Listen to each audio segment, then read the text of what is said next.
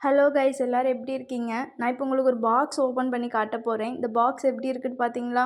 என்ன தெரியுமா? சோப்பு, ஃபுல்லா சோப்பு. நான் தான் செஞ்சேன் போன வருஷம். நான் மேக் பண்ண சோப்பு. யூடியூப் ரெஃபரன்ஸ் பார்த்து தான் செஞ்சேன்.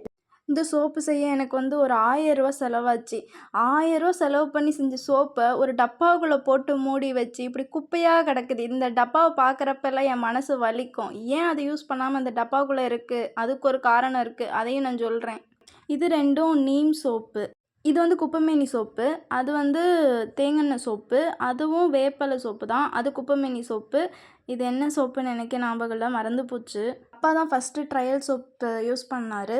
யூஸ் பண்ணி பார்த்துட்டு வெறும் நுரையா தான் வருது. அழுக்கு போ மாட்டேங்குது அப்படின்ட்டாரு.